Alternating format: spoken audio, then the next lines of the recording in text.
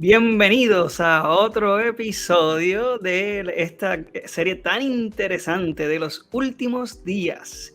Aquí me encuentro con el pastor Gilberto Miguel Rufat, que nos ha estado acompañando en esta serie, demistificando, ¿verdad? Muchos, tal vez, valga la redundancia, mitos, y con nuestro compañero Michael Cerezos, y pues quien va a estar trabajando de manera backstage, postproducción, pero aquí estoy de vuelta después de tomarme un Wow, descansito.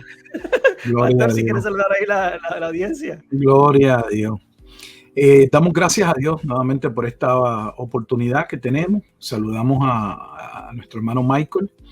Un saludo también a la audiencia que nos puede estar viendo o escuchando en este momento o posteriormente. Esperamos que el programa de hoy sea de edificación, sea otra pieza en ese rompecabezas que va armando ese cuadro teológico, escatológico, de aquello que había sido profetizado y que tiene cumplimiento en la persona y en la obra gloriosa de nuestro amado Salvador Jesucristo. Que a Él sea la gloria. Amén. Así que vamos a comenzar con el tema de hoy. Lo vamos a estar viendo pronto.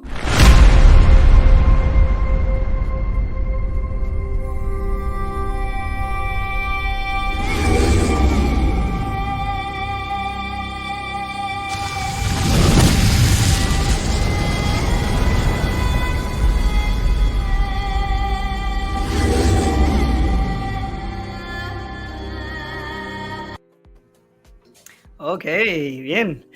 Así que estoy muy contento definitivamente de estar de vuelta. Ha sido un tiempito chévere como papá nuevo, aprendiendo muchas cosas, aprendiendo a dormir diferente. Sí, sobre todo. Sí, yo siempre he sido un poco dormilón y ahora, muchachos, ha sido duro, pero muy bonito. Un tiempo muy, muy precioso.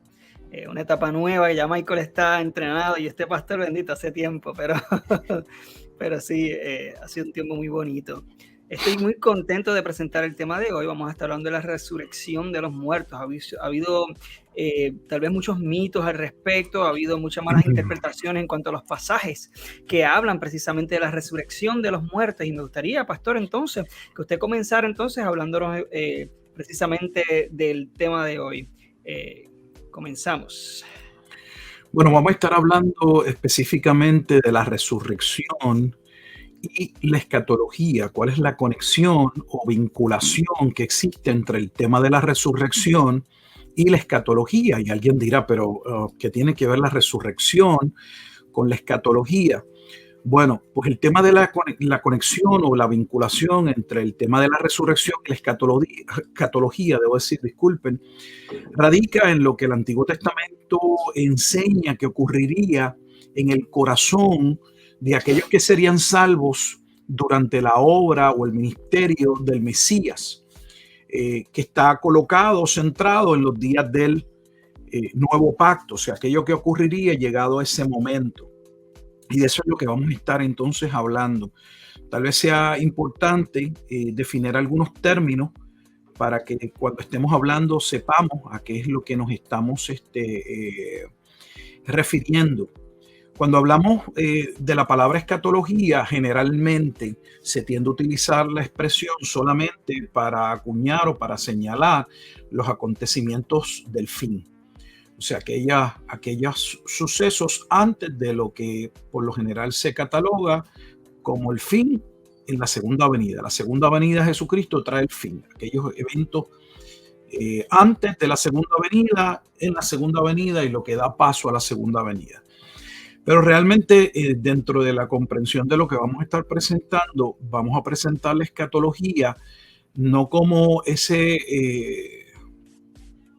esos últimos acontecimientos antes de llegar a ese plano de eternidad, si podemos catalogarlo o mencionarlo de esa manera, sino que nos vamos a referir a la escatología como el cumplimiento de ese soberano plan de Dios trazado desde antes de la fundación del mundo, profetizado por medio de estos santos hombres, y cómo entonces ese plan tendría cumplimiento en la persona de Jesucristo y específicamente con relación a ese nuevo pacto que en programas anteriores estuvimos viendo el nuevo pacto o el concepto del pacto dentro de un pacto marital, para entender entonces cómo ese pacto fue presentado y la razón por la cual se señala a Jerusalén como una ciudad apóstata o una ramera, no porque en un sentido sexual la ciudad hubiese entrado en una relación sexual con otra ciudad, sino al adorar, al tomar las características, la cultura de estas otras de estos otros pueblos. Debo decir que Dios de antemano les dijo no se uniesen a ellos, pues entonces la manera de Dios traerlo para que ellos pudieran entender era que ellos habían violado el pacto, así como una mujer entraba en violación de pacto con el esposo. Así que una vez más nos vamos a referir a la escatología como a ese panorama completo que va desde antes de la fundación del mundo, ese soberano plan que Dios traza y cómo ese plan se va revelando en la Escritura, posteriormente, antes del Nuevo Testamento, en la palabra profética de, para la redundancia, los profetas, y cómo tiene cumplimiento en la obra y en la persona de Jesucristo, específicamente en ese aspecto de salvación, que es lo que se centra la Escritura o el Nuevo Testamento. Así que vamos a ver la relación de la salvación con el tema de la resurrección, que todo está vinculado, todo. El reino tiene que ver con la salvación de un remanente y la salvación de ese remanente tiene que ver con una resurrección y esa resurrección ocurre en los días del Mesías y el Mesías cumple el nuevo pacto. Son diferentes términos, pero todos esos términos están entrelazados en ese cuadro escatológico. Pastor, perdone que le interrumpa y discúlpeme que le interrumpa. Quería mencionar, antes de que continuemos con el tema, quería que la audiencia esté consciente de que hay unos episodios, ¿verdad? De antemano que hemos ido desarrollando y elaborando este tema y estos temas han estado todos relacionados. Así que le invitamos a que vean la serie desde su comienzo y vean cada episodio para que vean cómo hemos ido elaborando, hemos ido desde... las profecías que Jesucristo mismo discute en el Sermón del Monte de los Olivos, en Mateo 24, 25, el contexto en el que se da esto. Hemos estado hablando del antiguo pacto, el nuevo pacto. Hemos estado hablando precisamente del casamiento y el divorcio de Dios del pueblo de Israel. Y cómo, ¿verdad?, estas bodas del Cordero, qué es lo que significan. Hemos estado discutiendo eso, ha sido muy interesante esos episodios. No estuve presente, pero sí tuve la oportunidad de escucharlos, estuvo muy, muy, muy interesante. No se los pierdan. Es bueno que tome el tiempo de estudiarlos también en su casa entonces por eso es que estamos de manera consecuente cayendo en este tema, el cual está íntimamente relacionado y es importante que entendamos porque le da sentido, como está hablando el pastor, a toda nuestra experiencia cristiana. Por eso es que la escatología es tan importante y lo hemos repetido en cada episodio prácticamente, que como lamentablemente se le da tan poca importancia a la escatología, hemos hecho hincapié en que no, la escatología explica verdaderamente o complementa de una manera integral el mensaje de la salvación, el mensaje, que es lo que le llaman la soteriología, el mensaje, ¿verdad?, de lo que es Cristo, la persona de Cristo, que es la cristología, explica, ¿verdad?, cada componente de nuestra fe.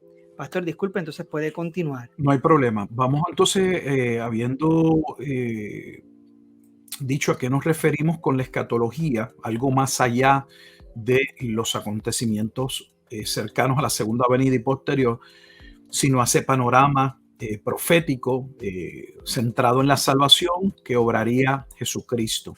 Cuando hablamos del nuevo pacto, hablamos nuevamente básicamente de lo mismo, porque el nuevo pacto realmente es ese plan, es ese decreto que Dios establece desde antes de la fundación del mundo y que tendría cumplimiento en la persona de Jesucristo, solo que, por ejemplo, en la carta a los Gálatas se nos presenta que antes de que ese plan soberano tuviese cumplimiento, Dios le dio al pueblo de Israel el pacto de la ley. Y le llamamos a ese el primer pacto y posteriormente ese decreto eterno, el nuevo pacto. Sin embargo, quiero aclarar que el libro de Gálatas o la carta a los Gálatas, debo decir, claramente especifica que el pacto de la ley nunca tuvo el propósito de invalidar ni de cambiar ese soberano decreto, sino que fue añadido por causa de las transgresiones de los hombres. En otras maneras, era una forma de refrenar el pecado y demostrarle al hombre, al pueblo de Israel, que necesitaba reconocer su propio pecado, entender su naturaleza caída, de manera tal que ese primer pacto los llevase a entender que debían buscar un Salvador, y ese Salvador es Cristo, y Cristo es la respuesta de Dios siempre desde la eternidad, y Él es el cumplimiento de ese nuevo pacto, y ese nuevo pacto se concreta, tiene validez en la obra redentora de Cristo en la cruz. Posteriormente también es necesario que entendamos dos aspectos de la resurrección que estaremos abordando con más calma, pero es que el Antiguo Testamento como el Nuevo Testamento hablan de la resurrección tanto de manera espiritual, soteriológica, lo que ocurre en el corazón, como también se habla del aspecto de la resurrección corporal, de ese momento en el que, por ejemplo, en el Nuevo Testamento, los creyentes han de recibir un cuerpo glorificado, como Pablo señala en 1 Corintios capítulo 15, ese cuerpo animal o natural va a ser transformado en un cuerpo espiritual para entrar en el periodo o en la etapa eterna, y o como por ejemplo también se menciona en Filipenses capítulo 3, versículo 21, donde señala que tendremos un cuerpo semejante al de Cristo. Pero también en Apocalipsis capítulo 20 se habla de esa resurrección general de todos los muertos que daría paso al juicio del gran trono blanco. O sea, esa resurrección corporal que está ligada finalmente de los que no son creyentes a su condenación eterna o ese juicio. Así que hay dos aspectos, tanto en el Antiguo Testamento como en el Nuevo Testamento, que hablan de la resurrección de dos maneras. Una vez más, una parte de esa resurrección y están entrelazadas, es soteriológica, o sea, es el aspecto hacia la salvación. La resurrección viene a ser una metáfora de lo que ocurre. El hombre está muerto en sus pecados y Dios lo va a resucitar. Es Efesios capítulo 2, versículo 1 al 3. Nosotros estamos muertos en delitos y pecados hasta el momento en que Dios nos resucita, nos llama a la salvación en Cristo. Y también esa resurrección del cuerpo, que es parte de lo que nuestros hermanos creyeron desde el principio, que los creyentes habrían también de ser resucitados corporalmente. Principalmente, tal vez nos vamos a estar enfocando más desde el punto de vista de esa escatología soteriológica, o sea, la salvación del alma, que también está ligada nuevamente a la salvación del cuerpo, porque esto es un distintivo y aprovecho del cristianismo. El cristianismo, a diferencia de otros sistemas religiosos, la salvación que plantea no es una salvación solo del alma o del espíritu, es una salvación completa. El alma no es solo lo que va a ir al cielo antes de la segunda venida, sino que todo el ser será realmente salvo. Finalmente, Pablo plantea en 1 Corintios 15 que Dios va a revestir ese grano desnudo, entiéndase el alma o el espíritu. Esos creyentes van a volver a tener un cuerpo cuando regresen los santos que durmieron en Cristo en la segunda venida con el Señor. Y como se establece en 1 Tesalonicenses capítulo 4, versículo 13 al 17, los que hayan quedado con Cristo también serán transformados. Así que eso es un cuadro básico de esos cuatro aspectos a que nos referimos con el pacto, con escatología, a que nos referimos con el nuevo pacto y esos dos aspectos de la resurrección. Hasta aquí dudo o pregunta para poder avanzar.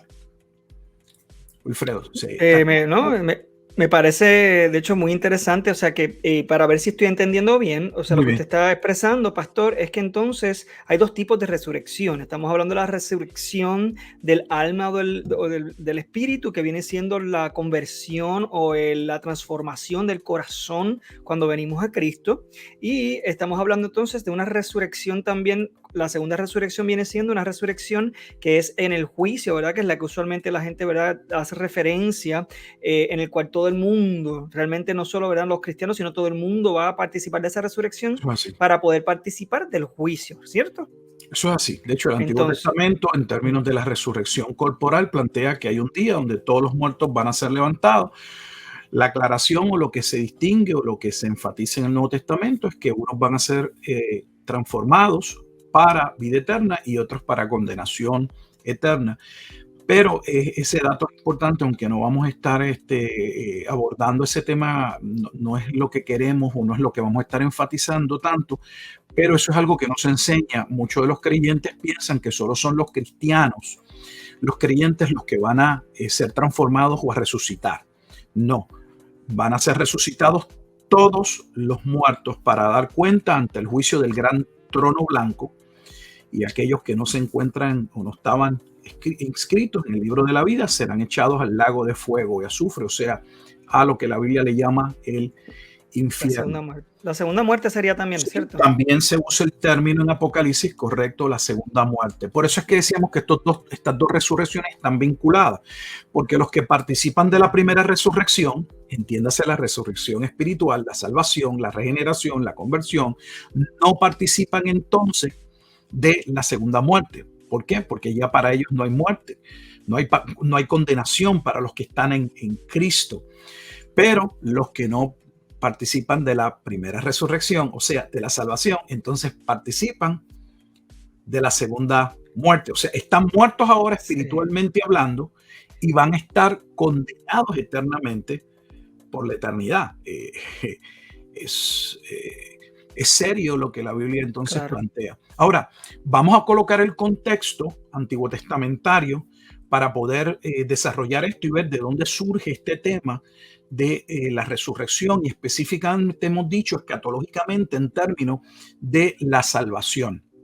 Vamos a utilizar tres profetas: el profeta Isaías, el profeta Jeremías y el profeta Ezequiel, porque en ambos, y no son los únicos, se ve de manera clara esa condición del hombre que está muerto, tiene problemas porque su corazón es dado al pecado. Podemos ver entonces lo que se requería, la promesa de la transformación de ese corazón y cómo eso está ligado a la llegada del Mesías y al cumplimiento del nuevo pacto. Y no hay manera de no hablar de la llegada del Mesías y del cumplimiento del nuevo pacto sin que no estemos hablando de temas que están claramente asociados a ¿qué? A la escatología. Bueno, vamos a comenzar con el profeta Isaías. Una de las primeras cosas que el profeta Isaías nos muestra, son 66 capítulos, en el capítulo 6, o sea, en el momento en que Dios llama al profeta Isaías, es el hecho de que este profeta de antemano se le dice que el problema del pueblo radicaba en el corazón. Para ello, pues nos podemos dirigir a Isaías capítulo 6, y en ese capítulo 6 de Isaías, versículos 9 al 10. Tengo el pasaje, ¿sabe, pastor? Muy bien. Si quiere que lo lea. Okay. Sí. Dice, y dijo, anda y di a este pueblo, oíd bien y no entendáis, ved por cierto, mas no comprendáis. Engruesa el corazón de este pueblo y agrava sus oídos y ciega sus ojos, para que no vean con sus ojos, ni oiga con sus oídos, ni su corazón entienda, ni se convierta y haya para él sanidad. Muy bien. Pues aquí Dios le muestra de antemano, le deja saber al profeta Isaías que el problema del pueblo residía en su corazón.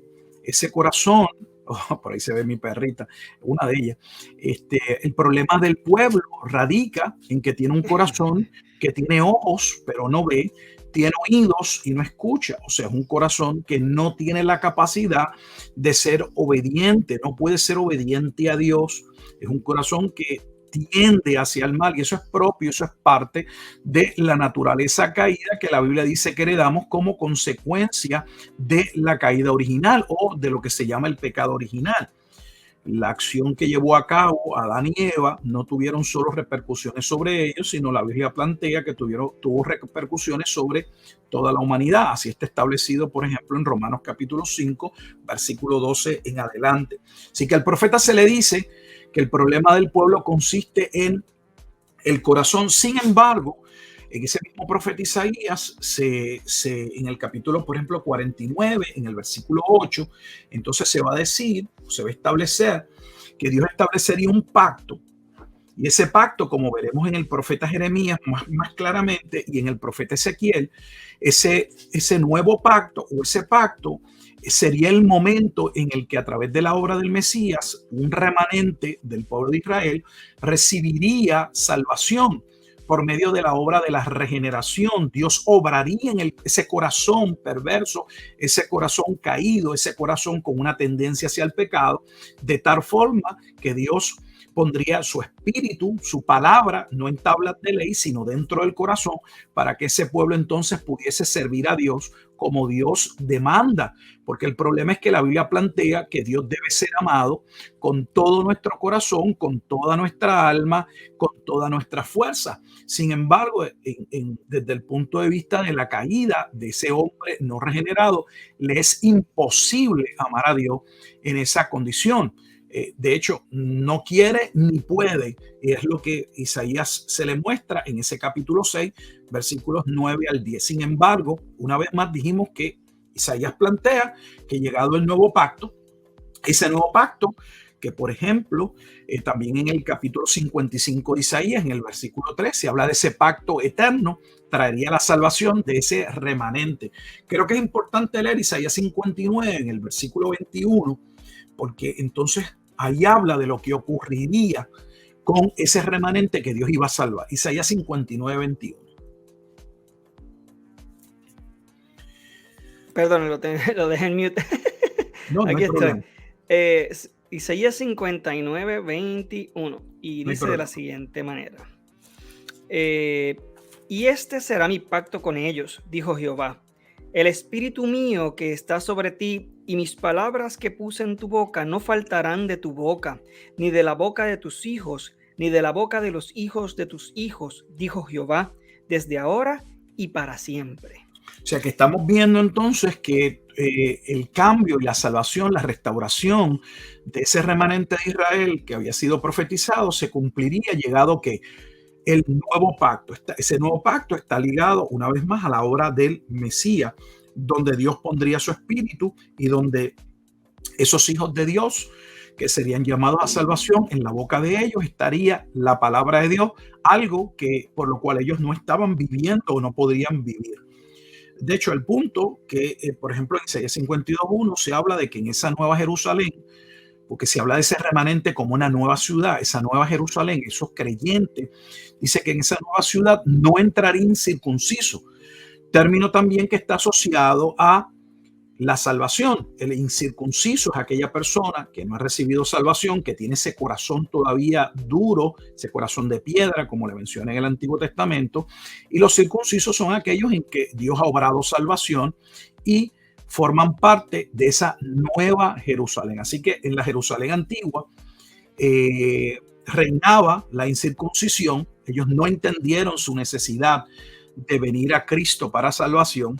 Sin embargo, Dios dijo, yo voy a obrar y yo voy a salvar un remanente cuando llegue el Mesías, cambiando el corazón de ese pueblo, poniendo mi espíritu en ellos y mis palabras de tal manera que ese pueblo me honre. Y a ese evento es el evento que la Biblia cataloga como la resurrección soteriológica, o sea, la salvación del corazón, lo que hablamos o llamamos en teología, en la parte de la soteriología de la doctrina de salvación, la regeneración, lo que es conocido como el nuevo nacimiento, aquella conversación que tuvo Jesucristo con Nicodemo, que de hecho está vinculada a la profecía de Ezequiel, que ya hablaremos algo. Bueno, habiendo dicho algo sobre el profeta Ezequiel, pasemos brevemente a hablar algo entonces del profeta Jeremías. Al profeta Jeremías se le muestra exactamente lo mismo, que el problema del pueblo consistía en el duro corazón que ese pueblo tenía. O sea, una vez más vemos esa asociación del problema de Israel y que es el problema del hombre en su estado natural, en su pecado, y el problema yace en el corazón. Dos versículos clave que inmediatamente comenzando el libro de Jeremías se pueden ver en Jeremías 4, capítulo 4, versículo 4 y el versículo 14. No sé si puedas leerlos. Jeremías claro que 4, sí. 4 y versículo 14. Sí, aquí el versículo 4 dice, circuncidaos a Jehová y quitad el prepucio de vuestro corazón, varones de Judá y moradores de Jerusalén, no sea que mi ira salga como fuego y se encienda y no haya quien la apague, por la maldad de vuestras obras. Ese es Jeremías 4:4. Ahora en el 14 dice de la siguiente manera: lava tu corazón de maldad, oh Jerusalén, para que seas salva. ¿Hasta cuándo permitirás en medio de ti los pensamientos de iniquidad? Ese es Jeremías 4:14.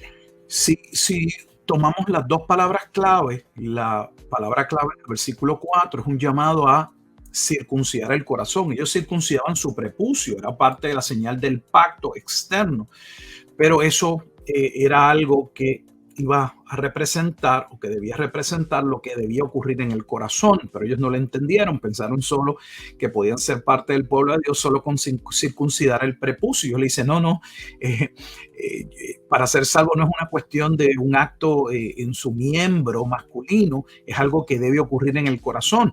Ahora, Dios los llama a la circuncisión, no porque ellos puedan circuncidar su corazón, sino para que se diesen cuenta de la imposibilidad de que ellos pudiesen hacer algo para ser salvos. Y entonces, cuando el hombre es confrontado con esa imposibilidad, cuando el hombre es confrontado con su pecaminosidad, entonces el evangelio también le muestra quién es el Salvador, y ese Salvador es entonces Cristo. Solo por medio de Cristo ese corazón puede ser circunciso, o sea, puede ser transformado, cambiado, que es lo que el Nuevo Testamento señala como la obra de la salvación. Y en el versículo 14, la palabra clave es que debían lavar el corazón. Pero es que no hay nada que el hombre pueda hacer para lavar el corazón, porque estamos hablando del ser. Y ese ser está ligado, ese espíritu o el alma, están nuestros pensamientos y nuestra persona y cómo vemos la vida, aquello a lo que somos propensos a caer, aquello que nos tienta, cómo podemos limpiar de esa alma, de nuestros pensamientos, todo ese mugrero, toda esa basura que hemos permitido en nuestra vida como hombres caídos. Esa es una obra que solo puede llevar a cabo Jesucristo.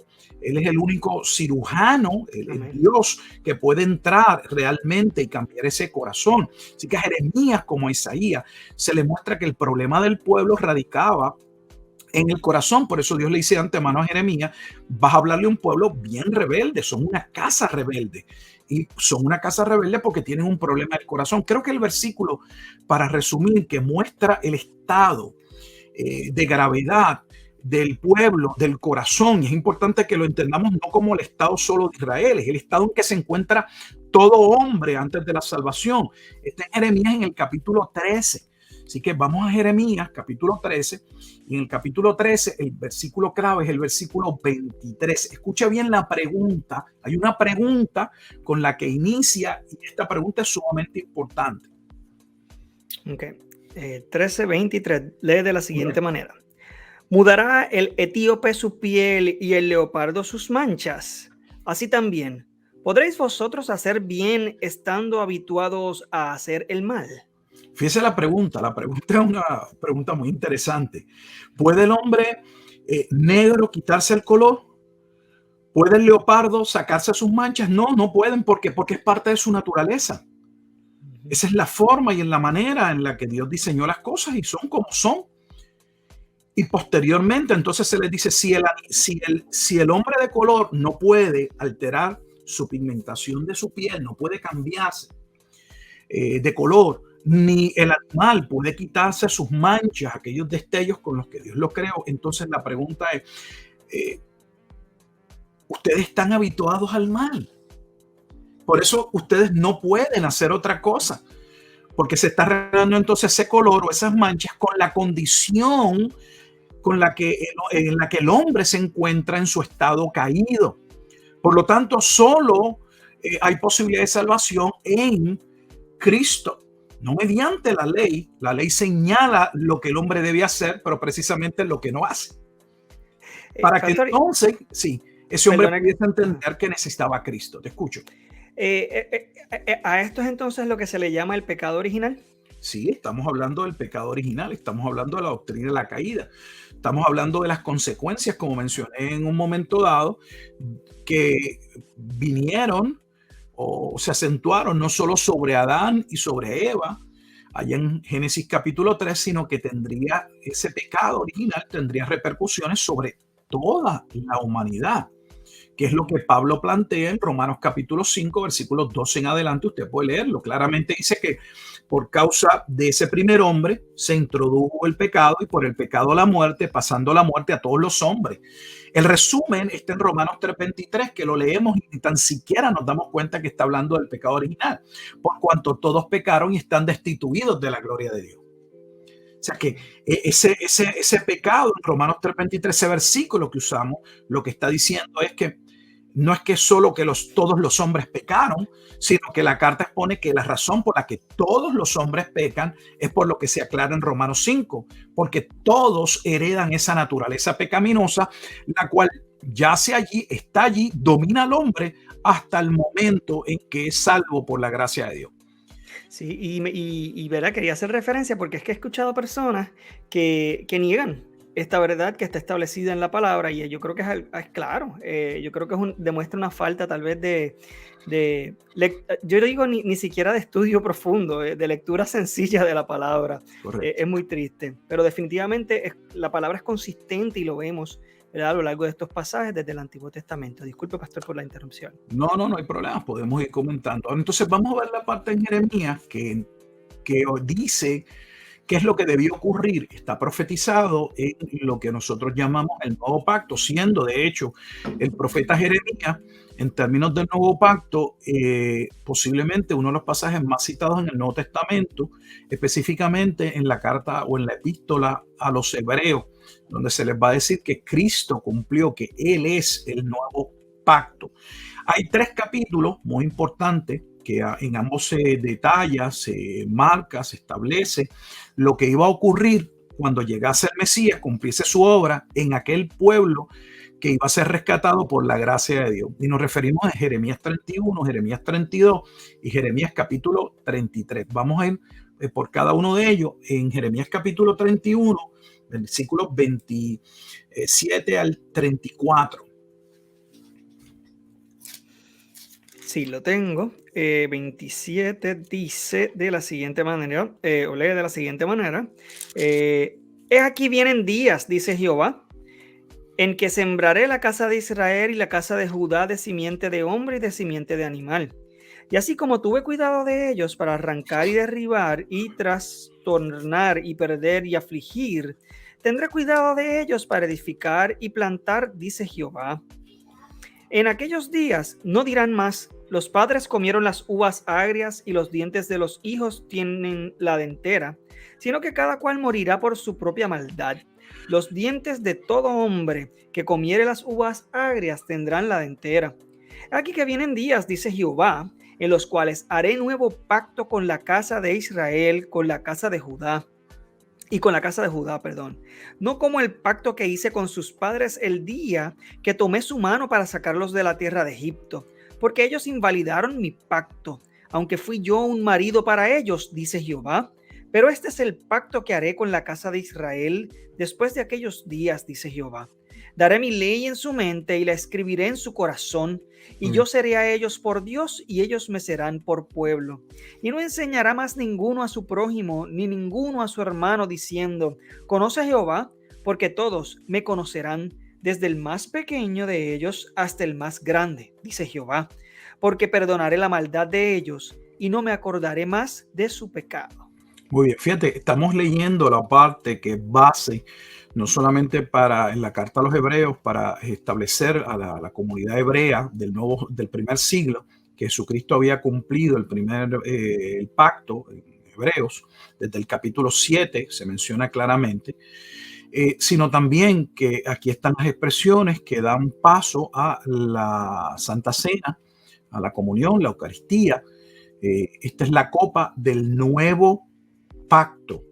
Y ese nuevo pacto, como vimos, ¿qué traería? En el versículo 33 claramente señala daré mi ley en su mente y la escribiré en su corazón y yo seré ellos por Dios. O sea que Dios iba a obrar en el corazón endurecido, ese corazón incircunciso, ese corazón sucio que necesitaba ser lavado. Dios obraría para que entonces ese pueblo pudiese servirle. ¿Cuándo ocurriría? Es importante, no solo lo que ocurriría, sino cuándo ocurriría. Ocurriría en los días del Mesías, cuando él completase su obra, la obra del nuevo pacto. Ese nuevo pacto podemos verlo también en el capítulo 32 de Jeremías. Y vamos a ver entonces lo concerniente del versículo 37 al 40.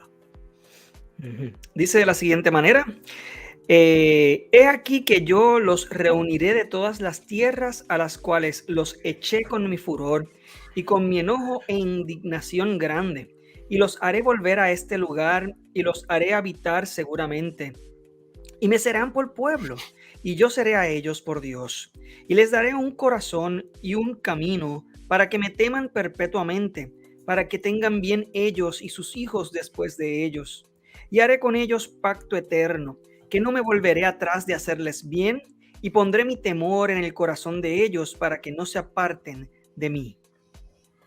Fíjate que allí se desprende de Jeremías capítulo 32, en el versículo 39, vuelve a mencionarse que les daré un corazón. O sea, Dios es quien va a intervenir para salvación de ese remanente. ¿Y cuándo ocurre? Versículo 40 claramente dice cuando Él concrete ese nuevo pacto o ese pacto eterno. En Jeremías también, en el capítulo 33, podemos ver evidencia de lo que estamos señalando y podemos leer entonces del versículo, puede ser hasta el versículo 15 solamente, pero podremos leer el 15 al 17 para que también observemos que fue parte del capítulo 32 de cómo Dios en su momento dado, este sería el momento en que Él iba a llamar, iba a restaurar también algo que quedó roto, una relación que quedó fragmentada cercano al año 1000, porque luego con el hijo que va a venir, el hijo de Salomón, el pueblo de Israel se va a dividir y ya no es el reino con las 12 tribus, sino que entonces se va a formar el reino del norte y el reino del sur. Cada uno sería juzgado en su momento dado por Dios, uno por los asirios, otro por los babilonios, pero las profecías decían que cuando el Mesías llegase, una de las cosas que iba a hacer era que ese remanente que él vendría a salvar, él llamaría tanto el reino del norte como el reino del sur, y aquel reino dividido volvería a ser un solo reino, un solo pueblo, una sola nación, una sola Jerusalén, pero no solamente una sola Jerusalén desde un aspecto judío o del pueblo de Israel, sino que también sería el olivo en el cual entrarían los gentiles, o ese pueblo también en el que todos los que recibiesen ese nuevo corazón participarían, habiendo un solo pueblo. Así que vamos entonces a Jeremías, al capítulo 33, versículos 15 al 17. Okay. Y dice de la siguiente manera: en aquellos días y en aquel tiempo haré brotar a David un renuevo de justicia, y hará juicio y justicia en la tierra. En aquellos días Judá será salvo y Jerusalén habitará segura, y se le llamará Jehová, Jehová, justicia nuestra. Porque así ha dicho Jehová: no faltará a David varón que se siente sobre el trono de la casa de Israel. Aquí volvemos a ver cómo nuevamente que esto iba a estar ligado al cumplimiento de la promesa que Dios le había dado a David. ¿Cuál es la promesa que Dios le había dado a David? Bueno, se encuentra en 2 de Samuel, capítulo 7, versículo 12 en adelante, donde a David en vida se le dice que de la simiente de él, en términos de la carne, vendría en un momento dado un rey que tendría un reino eterno. Ese reino eterno es el reino del Mesías. Así inicia, no sé si usted no se había dado cuenta, de que su Nuevo Testamento en Mateo 1:1 inicia en el versículo 1 estableciendo que Jesucristo es tanto la simiente a través de la cual serían benditas todas las familias de la tierra, o sea, la promesa que Dios le da a Abraham, Génesis capítulo 12, versículos 3 y 7, como también es la promesa del hijo que se le había prometido a David, siendo en ambas connotaciones unidas el Mesías. Cristo es el cumplimiento, Jesucristo es el cumplimiento de esa promesa. O sea que cuando Jesucristo viene, Él establece, Él es ese renuevo de justicia, y por medio de la justicia que Él alcanza, esa justicia pasaría a ser la justicia que heredan por gracia ese pueblo. Y allí, una vez más, se habla entonces de ese trono, no solamente que Él viene a reinar, sino entonces se habla del reino, y por lo tanto, ellos vienen a ser ese pueblo de ese nuevo rey, del Mesías. Una vez más, ¿qué tenemos en Jeremías para pasar a Ezequiel? El problema del hombre yace en el corazón. La condición que el hombre tiene, él no puede hacer nada, como el etíope no puede cambiar el color de su piel, o el leopardo no puede aclarar sus manchas. Ese hombre está habituado al mal y solo puede ser cambiado si Dios interviene en su corazón, y Dios profetizó que Él salvaría un pueblo cuando el Mesías príncipe, el cumplimiento de la profecía a David, que es también Génesis 3:15, el hijo que vendría de la simiente de la mujer, que también es la simiente sobre la cual Génesis 12:3 y 7 serían salvas de todas las naciones de la tierra, viniese a cumplimiento. ¿Cuándo iba a surgir eso? En los días de ese nuevo pacto, siendo el Mesías ese renuevo de justicia para salvación. Bueno, vamos a pasar entonces a el profeta Ezequiel. Y Ezequiel posiblemente tiene la figura del cuadro de la resurrección más clara por lo que acontece en Ezequiel 37. Pero bueno, vamos primero con calma. Vamos a ver una vez más que el profeta también se le menciona a Ezequiel, que el profeta del pueblo, que el problema del pueblo, debo decir, yace en su corazón. Eso está desde el inicio de cada uno de estos profetas, pero siendo el profeta Ezequiel, podemos ir mirar al capítulo 2. Vamos al capítulo 2 de Ezequiel, versículo 4. Sí, y dice de la siguiente manera: yo pues te envío a hijos de duro rostro y de empedernido corazón, y les dirás, así ha dicho Jehová el Señor. Ezequiel 2:4. Mire cómo se refiere a ellos. Claramente dice que son una casa rebelde. Son una casa rebelde, porque su corazón son de rostro, dice, son hijos de duro rostro y de empedernido corazón.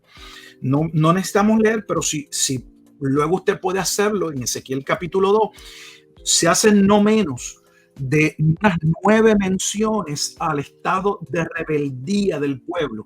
Y ese estado de rebeldía del pueblo que va a llevar a la destrucción de ese templo de Salomón, que lo va a ver usted en el capítulo 8 y 9, está ligado una vez más a ese pecado, esa condición que el pueblo no entendía y no quería reconocer, como muchos hoy no pueden reconocer que no se trata de tratar de hacer buenos planes, de tratar de ser una buena persona en la vida.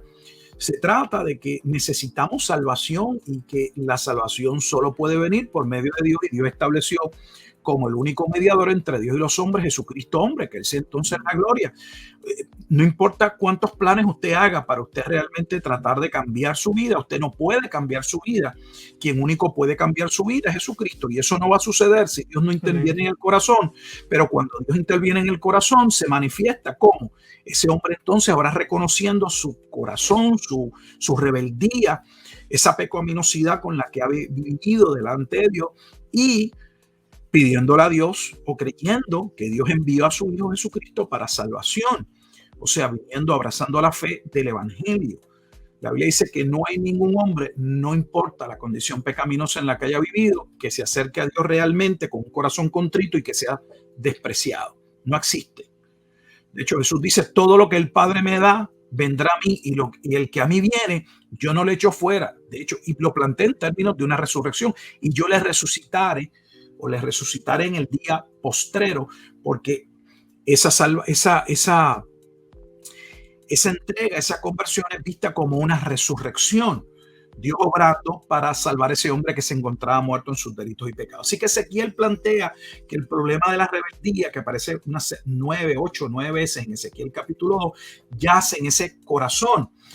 Ese corazón que es fornicario. Ezequiel capítulo 6, versículo 9, habla de esa fornicación en el corazón. Pero podemos adelantar a Ezequiel capítulo 11, porque ya en Ezequiel capítulo 11 podemos ver, es una vez más la promesa, según la vimos en Isaías, la vimos en Jeremías, la promesa de que Dios tendría que obrar en ese corazón. Y ahí está el versículo en pantalla, Ezequiel 11, 17 al 21. Vamos a pasar a verlo porque ya tan temprano como en el capítulo 11 se ve, o Dios declara lo que debía suceder para que hubiese salvación. Y lee de la siguiente manera: di por tanto, así ha dicho Jehová el Señor: yo os recogeré de los pueblos y os congregaré de las tierras en las cuales estáis esparcidos, y os daré la tierra de Israel, y volverán allá y quitarán de ella todas sus idolatrías y todas sus abominaciones. Y les daré un corazón y un espíritu nuevo pondré dentro de ellos. Y quitaré el corazón de piedra de en medio de su carne, y les daré un corazón de carne, para que anden en mis ordenanzas y guarden mis decretos y los cumplan y me sean por pueblo, y yo sea a ellos por Dios. Mas a aquellos cuyo corazón anda tras el deseo de sus idolatrías y de sus abominaciones, yo traigo su camino sobre sus propias cabezas, dice Jehová el Señor. Este capítulo es un capítulo poderoso.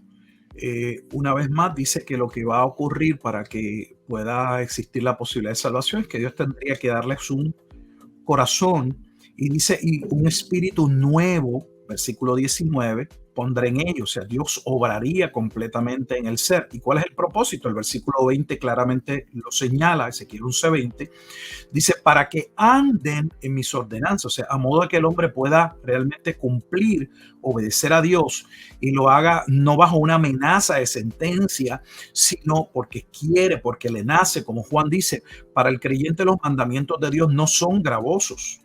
Es un gozo servir a Dios más. Nos da dolor no poder servirlo como quisiéramos servirlo, con todo nuestro corazón, con toda nuestra alma, con todas nuestras fuerzas. Desde este lado todavía, los creyentes no servimos a Dios completamente, pero la Escritura dice en Primera de Juan capítulo 3 que aquellos que han sido amados por Dios serán transformados, y cuando Él venga le verán no solo tal cual es, sino que esa obra que Dios comenzó, Filipenses 1:6, aquel que comenzó la buena obra la perfeccionará, o sea, esa obra será completada. Así que el gozo de los creyentes ante el cuadro escatológico de la venida no es un cielo nuevo y una tierra nueva, no es caminar en calles de oro, es poder amar a Dios como Él merece. Él nos amó con un amor eterno, extendió sobre nosotros su misericordia, y Él merece ser amado de esa manera. Y qué glorioso su plan, que en su momento dado, esos creyentes que fueron salvos por gracia, que estaban muertos y fueron levantados o resucitados, amarán a Dios con todo su corazón, con toda su mente y con todas sus fuerzas. Una vez más vemos que esto está ligado al momento en que Dios restauraría, que Dios traería, no a todo el pueblo, pero una parte del pueblo hacia sí mismo. Dios los salvaría y los traería hacia tal vez la parte más conocida de Ezequiel en términos de esta promesa. Para adelantar, vamos entonces a Ezequiel capítulo 36 y 37, porque ahí está nuevamente la afirmación de lo que debe ocurrir en el nuevo pacto, y el nuevo pacto una vez más está ligado a la obra del Mesías. No hay manera de que alguien no sepa, porque si usted es un creyente, cada vez que está en su iglesia y se toma la Santa Cena, por lo general se tiende a leer la Escritura, y se debe mencionar cuando se toma la copa, esta es la copa del nuevo pacto. Ese nuevo pacto es el acto de redención por el cual Jesucristo daría su vida, derramaría su sangre, porque el Antiguo Testamento señalaba que sin derramamiento de sangre no habría remisión o perdón de los pecados. Así que Cristo derrama, Él es el cordero inmolado. Todo lo que se hacía en el templo prefiguraba, mostraba de antemano lo que Cristo habría de cumplir. Él sería el verdadero cordero sobre el cual ese pueblo que Dios estableció sería para Él, y Él vendría a salvar en Cristo, sería lavado para ser santificado y apartado para Dios. Así que en Ezequiel capítulo 36 podemos leer lo pertinente del versículo 23 hasta el versículo 29, tal vez puedes leer hasta el 27, sí. Pero usted en su casa haga el ejercicio completo. Claro que sí. Y dice lee de la siguiente manera: y santificaré mi grande nombre profanado entre las naciones, el cual profanasteis vosotros en medio de ellas.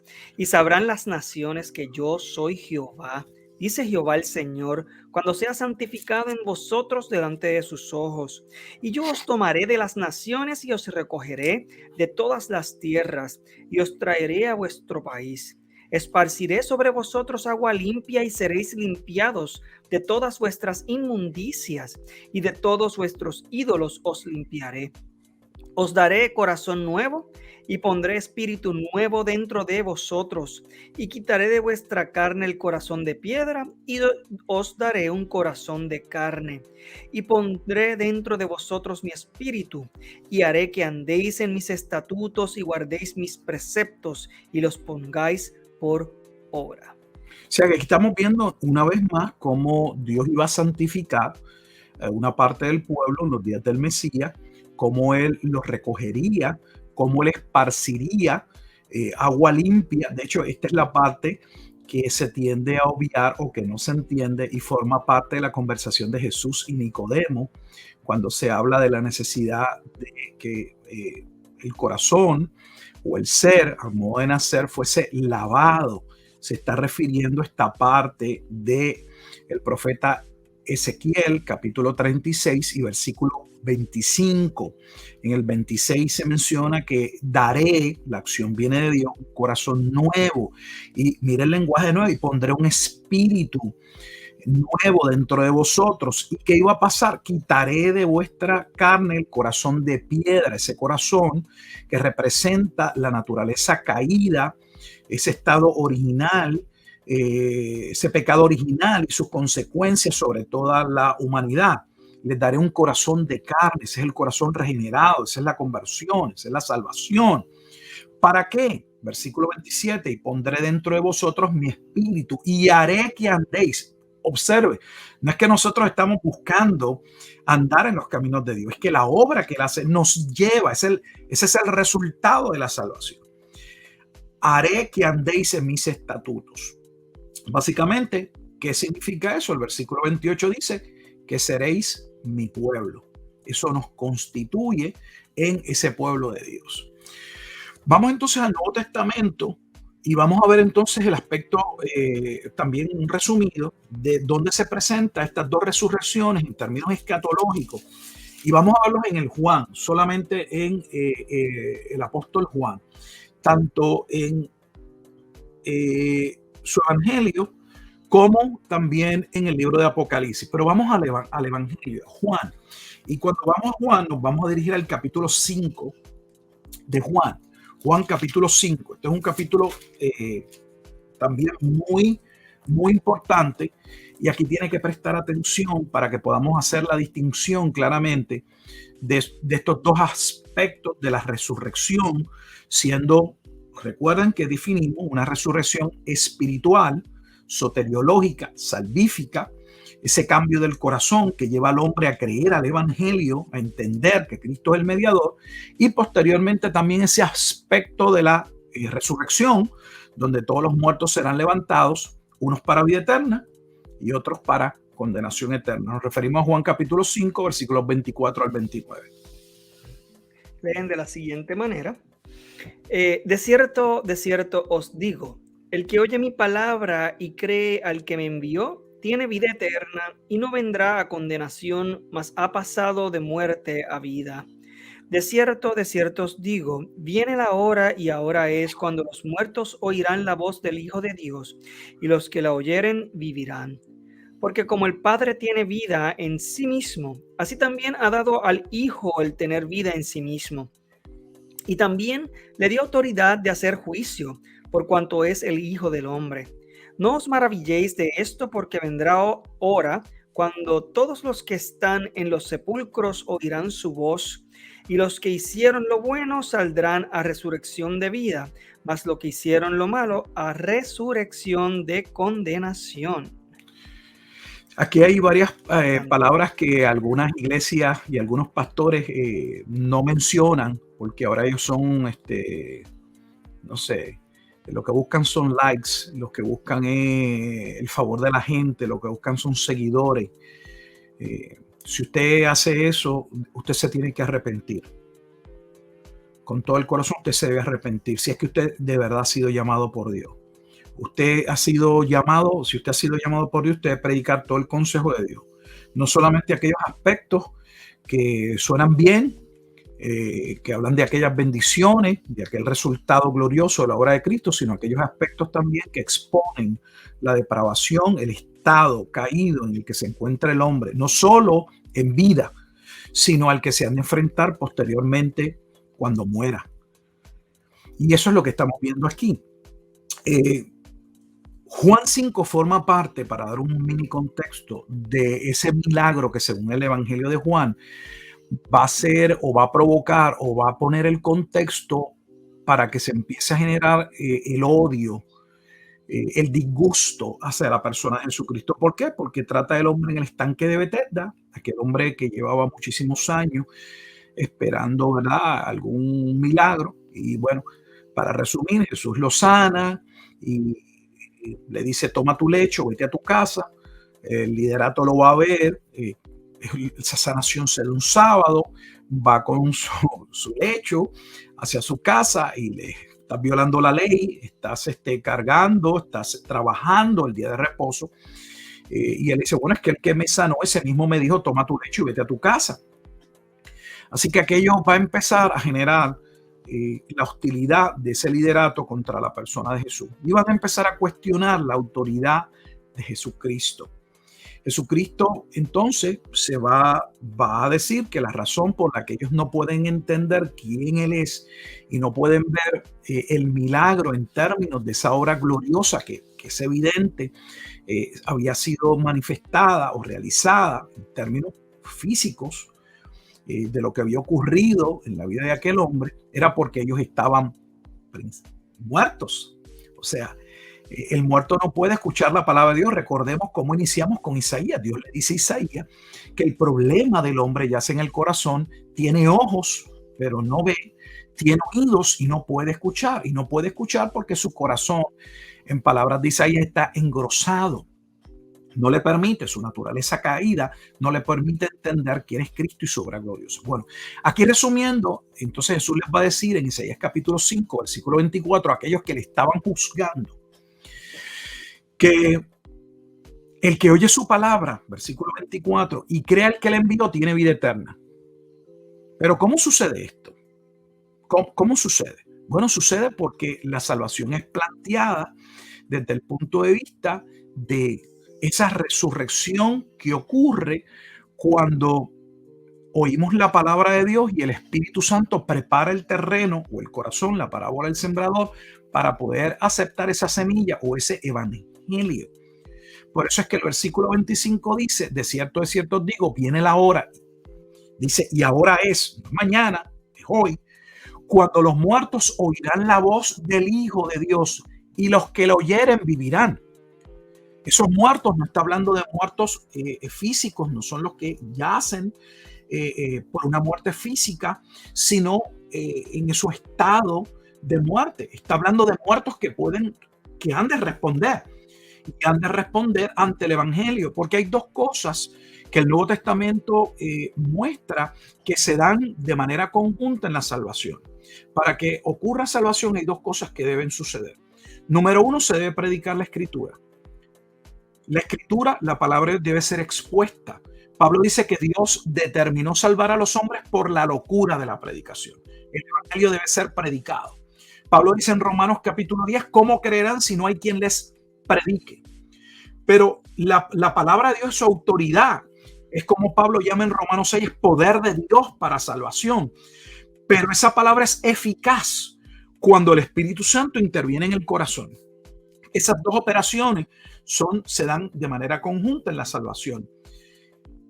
El hombre en su estado muerto es regenerado por el Espíritu Santo mientras está escuchando el Evangelio, de manera tal que aquello que antes él miraría con sus ojos, pero no le prestaría atención, o escucharía con sus oídos, pero no le interesaría, ahora puede reconocer su rebeldía, su incapacidad, su pecaminosidad, y venir a Dios con un corazón contrito y reconocer que es en Jesucristo que hay salvación. Por eso está hablando de que ya había llegado el momento en que los muertos, haciendo referencia a aquel pasaje de Ezequiel, capítulo 36, que aunque no fuimos al capítulo 37, ese capítulo 37 hablaba del valle de los huesos secos. Y en el versículo 11 se especifica que ese valle de huesos secos representaba a la nación de Israel, estaban muertos.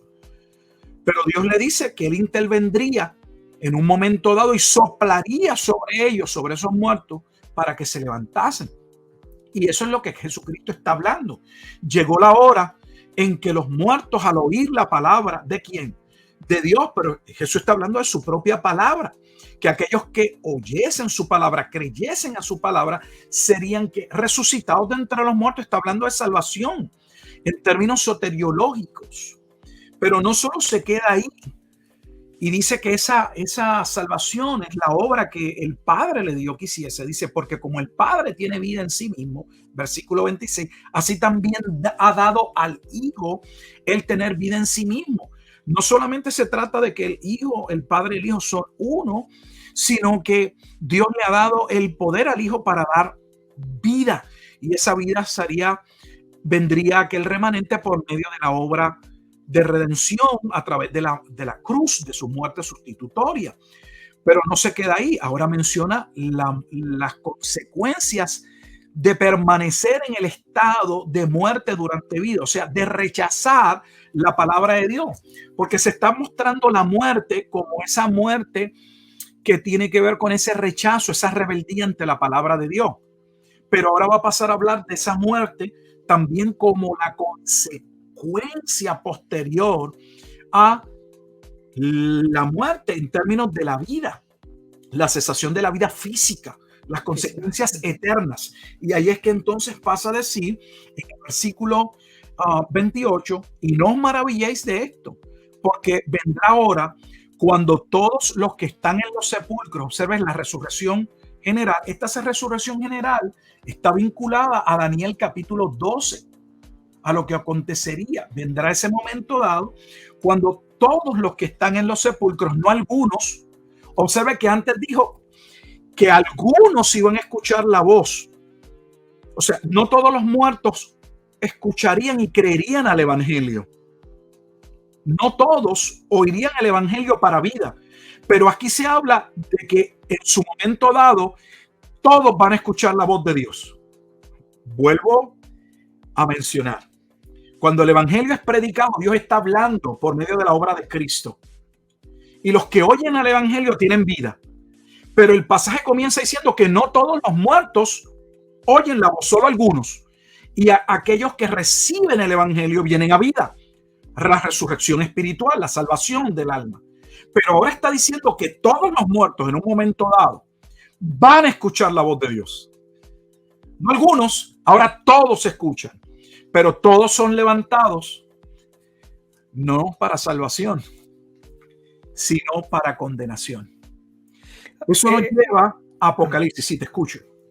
Entonces, podemos ver, yo creo que esa distinción, porque al principio está diciendo, cuando estaba hablando precisamente de la resurrección como la salvación, hace la distinción porque dice que la hora viene y ahora es. Sin embargo, luego está diciendo en el versículo 28, porque vendrá ahora cuando todos los que están, o sea, que está haciendo referencia a otro tipo de resurrección. Ahora, le pregunto rapidito, pastor, y perdone que le estoy interrumpiendo la línea de pensamiento, pero a esto es lo que se refiere entonces Primera de Tesalonicenses capítulo 4, a esta resurrección segunda. Sí, está hablando tanto, sí, en Primera Tesalonicenses, el pasaje que se usa muchísimo para hablar del rapto, está hablando de ese momento, de esa resurrección para juicio final, donde Cristo llega en su segunda venida. Y acontece, si se puede establecer así, en dos facetas. La primera es los creyentes que han muerto en Cristo vienen con él y son los primeros en recibir esa resurrección, ese cuerpo glorificado. Los que están vivos, creyentes, son levantados también para ser transformados juntamente con los demás. Pero aunque el pasaje no habla de la resurrección de los demás muertos, sí está planteado en el Antiguo Testamento y ahora lo vamos a ver en el libro de Apocalipsis. Ok. Todos, no solamente los cristianos, reciben un cuerpo, sino que aún los que no creyeron son levantados para dar cuenta ante el tribunal de Dios, lo que se llama el juicio ante el gran trono blanco. Vamos a ver algunos pasajes donde Claro, sí. Juan, una vez más, en el capítulo 19, se puede ver estos dos aspectos de la resurrección, una vez más, desde el aspecto visto soteriológico, salvífico, y la resurrección de los muertos física. En Apocalipsis, ahora nos dirigimos al capítulo 20. Y vamos a leer del versículo 4. Es importante que leamos del versículo 4, podemos leer del 4 al 6, del 4 al 6, y luego el versículo 15, 4 al 6 y finalmente el 15. Apocalipsis, capítulo 20, capítulo 20, versículos 4 al 6 y luego el 15. ¿Ok? Vamos a ver. Y lee de la siguiente manera. Primero el 4 al 6. Y los 24 ancianos y los 4 seres vivientes se postraron en tierra y adoraron a Dios. Perdóname, Wilfredo, disculpa, estás en Apocalipsis 20. Discúlpeme, estoy leyendo el 19. Ahora sí. Ahora sí, Apocalipsis 20, 4 al 6 y finalmente el 15. Quería darle la sensación al público que estamos en vivo. Okay. No hay problema con eso. Dice el verso 4 al 6 del capítulo 20. Y vi tronos, y se sentaron sobre ellos los que recibieron la facultad de juzgar. Y vi las almas de los decapitados por causa del testimonio de Jesús y por la palabra de Dios, los que no habían adorado a la bestia ni a su imagen, y que no recibieron la marca en sus frentes ni en sus manos, y vivieron y reinaron con Cristo 1000 años. Pero los otros muertos no volvieron a vivir hasta que se cumplieron 1000 años. Esta es la primera resurrección. Bienaventurado y santo el que tiene parte en la primera resurrección. La segunda muerte no tiene potestad sobre estos, sino que serán sacerdotes de Dios y de Cristo y reinarán con él 1000 años. Entonces nos movemos al verso 15, sí. Que dice o lee de la siguiente manera: y el que no se halló inscrito en el libro de la vida fue lanzado al lago de fuego. Vamos a ser breves aquí en el capítulo 20. El capítulo 20 de Apocalipsis está exponiendo que durante ese periodo del milenio están reinando con Cristo en alma, no han recibido su cuerpo, ese cuerpo glorificado, los santos. Esos son los que han participado, como se menciona en el versículo 5, de la primera resurrección. O sea, los que fueron levantados espiritualmente, los que recibieron salvación. Por eso se establece en el versículo 6 que los que participan de la salvación, los que participan de la primera resurrección, la resurrección, una vez más, es una metáfora, es un cuadro, una representación de lo que ocurre en el ser. El hombre está muerto hasta el momento en que es resucitado, es levantado, es traído una nueva vida. Por eso dice el versículo 6, bienaventurado y santo el que tiene parte en la primera resurrección, o sea, en la salvación. Dice que los que se levantan en la primera resurrección no participan de la segunda muerte. ¿Y qué es la segunda muerte? La segunda muerte es claramente la condenación. ¿Dónde podemos verlo con toda claridad? En el capítulo 21, en el versículo 8 al final, no sé si puedan leerlo. Apocalipsis 21, 8 se define que es esa segunda muerte y representa a los que en el versículo 15 de Apocalipsis 20, 15 fueron lanzados al lago de fuego porque no se hallaron inscritos en el libro de la vida. Pero observe cómo se detalla, cómo se describe, cómo la Biblia misma le da el significado a la segunda muerte en el capítulo 21, en el versículo 8. Sí, y lee de la siguiente manera. Pero los cobardes e incrédulos, los abominables y homicidas, los fornicarios y hechiceros, los idólatras y todos los mentirosos tendrán su parte en el lago de fuego, que arde con fuego y azufre, que es la segunda muerte o la muerte segunda. Si hablamos de una primera resurrección, se establece, o sea, uno no habla uno no establece que algo es primero, a no ser que haya por lo menos algo segundo, porque no hay ninguna razón de decir primero, sino hay un segundo, un tercero. Así que esa primera resurrección, una vez más, es la resurrección de salvación, siendo la segunda resurrección para los que reciben la primera resurrección, ese estado de entrar a la eternidad con un cuerpo glorificado. Sin embargo, los que no participan de la primera resurrección, o sea, no son salvos, como Jesús claramente enseña en el capítulo 5, y establece allí que los que no oyen su palabra, que los que rechazan al Hijo, posteriormente serían levantados ¿para qué? Para condenación. Así que estamos viendo que el hombre está en muerte. Hay una primera muerte, según se habla de una segunda muerte, hay una primera muerte. La primera muerte es ¿qué? La muerte es el estado, la primera muerte es el estado en el que se encuentra el hombre sin Cristo. Y la primera resurrección es la salvación de ese primer estado de muerte. Pero se le llama la segunda muerte a que esa rebeldía no solo tiene consecuencias en vida, sino que tiene consecuencias hacia el eterno. O sea, ese hombre no muere y ahí termina. No, va a enfrentar a Dios. Está establecido por Dios en Hebreos 9:27 que todo hombre nazca, muera y le dé cuentas a Dios. Así que hay un juicio. Y ese hombre que no participó nuevamente en la primera resurrección, salvación, va entonces a participar de una segunda muerte. Y esa segunda muerte, ya vimos que el capítulo 20, versículo 15, indica que serán echados al lago de fuego. ¿Por qué? Porque esa es la segunda muerte, o sea, la condenación eterna. Yo creo que para terminar, porque me parece que está claro y ahora podemos ver por qué todo esto está relacionado con la escatología, con esos acontecimientos, una parte de esos acontecimientos que trae el cumplimiento del Mesías y el nuevo pacto.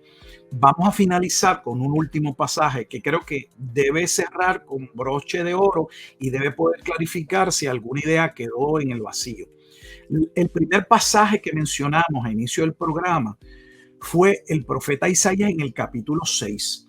Y dijimos que al profeta Isaías se le mostró claramente, se establece de lo que Dios le habla, de que el problema del hombre estaba en ese corazón engrosado y que a no ser que algo sucediese en ese corazón, sucediese en el corazón, ese hombre no podía ser salvo, o sea, ese pueblo no podía ser salvo. Ahora vamos a una de las parábolas, a la parábola, de hecho, más importante, según Marcos 4, y es la parábola del sembrador, y la vamos a ver en el Evangelio de Mateo, en el capítulo 13. Vamos a Mateo, capítulo 13, y con esto terminamos.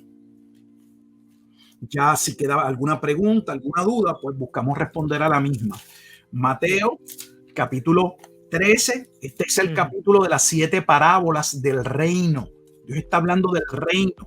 Él es el Mesías, rey, y viene a establecer el reino, su gobierno, su salvación sobre el remanente, sobre ese remanente que él mismo viene a salvar, que él mismo viene a dar su vida por ellos.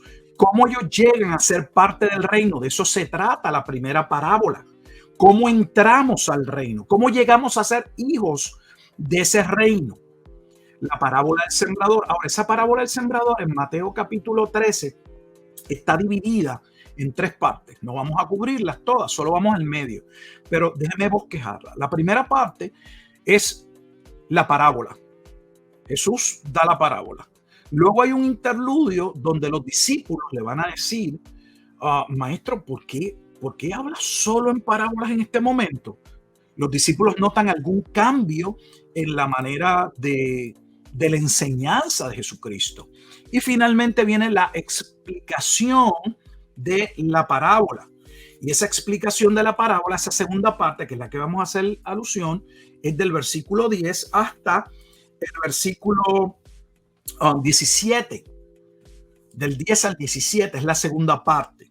Y esa es la parte que nos queremos centrar para terminar. Y escuche bien porque A mí me da pena, esta es una de las parábolas más enseñadas, más predicada. Y con más todo mal el interpretada. me tomaste los pensamientos. Disculpe. No, está bien, está bien. Es triste, Wilfredo, es triste con toda honestidad que cuando uno, ¿verdad?, se coloca en el contexto en el que estamos viviendo 2000 años, luego de esa venida del Mesías, de Cristo, de su obra gloriosa, estemos con tanta ignorancia, no conozcamos las doctrinas, se nos pase gato por liebre todo el tiempo, en muchas ocasiones, no tengamos las herramientas mínimas para al menos cuestionar, hacer preguntas legítimas para clarificar y ver si esta persona realmente lo que está diciendo es bíblico. Y aquí lo vamos a ver. ¿Qué representa realmente esa parábola del sembrador? En el aspecto escatológico, dentro de esa resurrección de salvación, vamos a ver en labios de Jesús, citando a Isaías y diciendo que aquello tenía cumplimiento en su persona. Escuche bien, leemos. Dice o lee de la siguiente manera. Entonces, acercándose a los discípulos, le dijeron: ¿por qué les hablas por parábolas? Él respondiendo les dijo: porque a vosotros os es dado saber los misterios del reino de los cielos, mas a ellos no les es dado. Porque a cualquiera que tiene, se le dará, y tendrá más. Pero al que no tiene, aún lo que tiene le será quitado. Por eso les hablo por parábolas, porque viendo no ven, y oyendo no oyen, ni entienden. De manera que se cumple en ellos la profecía de Isaías que dijo: de oído oiréis y no entenderéis, y viendo veréis y no percibiréis, porque el corazón de este pueblo se ha engrosado y con los ídolos oyen pesadamente, y han cerrado sus ojos para que no vean con los ojos, y oigan con los oídos, y con el corazón entiendan y se conviertan, y yo los sane. Pero bienaventurados vuestros ojos, porque ven, y vuestros oídos, porque oyen. Porque de cierto os digo que muchos profetas y justos desearon ver lo que veis y no lo vieron, y oír lo que oís y no lo oyeron. Déjeme una súper breve explicación porque podría estar hablando más de una hora aquí solo. Un estudio, te pasé un estudio, chacho. Bueno, varios. Miren el versículo 17, voy de atrás del final hacia el principio. Jesús dice que lo que él les acaba de decir había sido profetizado y que esos mismos profetas hubiesen querido vivir en el tiempo del cumplimiento y que ellos eran testigos, no solo testigos del cumplimiento, sino que ellos eran el cumplimiento, eran parte del principio de ese cumplimiento. ¿De qué cumplimiento? De la bienaventuranza que se establece ahora en el versículo 16. ¿Por qué es una bienaventuranza? Porque no la recibirían todos. En el Antiguo Testamento nunca se establece que todo Israel, que todo el pueblo de Israel sería salvo, sino que un remanente sería salvo y otro sería juzgado. Pero Jesús le dice, pero bienaventurados vuestros ojos, o sea, ustedes, porque ven, porque sus ojos ven, y vuestros oídos porque oyen. ¿Por qué? Porque es una bienaventuranza, porque Jesús les acaba de citar en el versículo 14 y 15 lo que a Isaías se le dijo en Isaías capítulo 6 versículos 9 y 10, que el hombre en su estado caído, en su estado no regenerado, está muerto, que su corazón está engrosado y tiene ojos y no puede ver, tiene oídos y no puede escuchar. Pero Jesús le dice, sus ojos han sido abiertos y sus oídos han sido también abiertos a escuchar el evangelio. Por eso ustedes son bienaventurados. Recuerde que la pregunta inició, o esta porción comienza porque sus discípulos se percatan en el versículo 10 de que Jesús había cambiado su metodología de enseñanza. Jesús había usado las parábolas, pero en este momento solo está hablando por parábolas y los discípulos les llama la atención de que el Señor estuviese hablando solo por parábolas.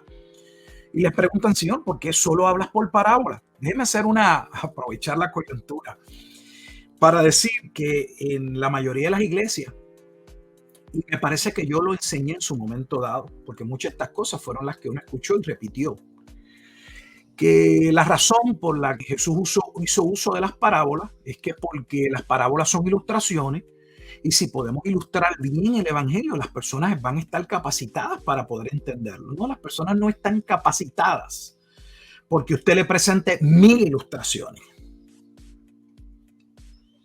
La única manera en que los ojos del hombre, en términos del alma, del espíritu, pueden ver y comprender las cosas del espíritu.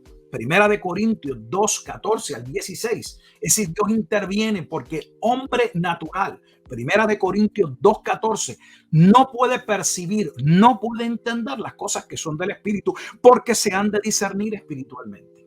Por lo tanto, decir que, bueno, Jesús está hablando con parábolas, porque las parábolas son más fáciles para que la gente pueda entender el evangelio. Mire, con todo respeto, eso no es correcto. Debemos de estar diciendo boberías y disparate.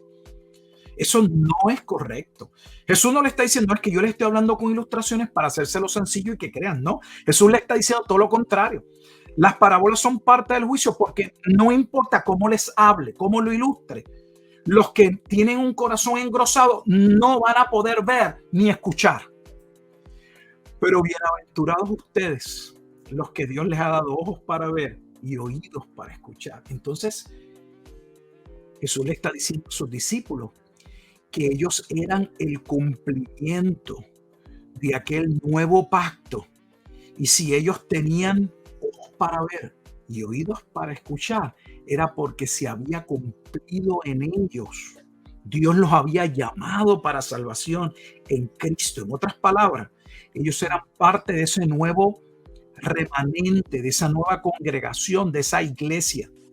En otras palabras, Dios los había resucitado, regenerado, para que al escuchar la palabra, como Juan había hablado, o Jesús había dicho en Juan capítulo 5, versículo 24 y 25, aquellos muertos que escuchasen la voz de Cristo serían levantados de los muertos. Wow, poderoso eso.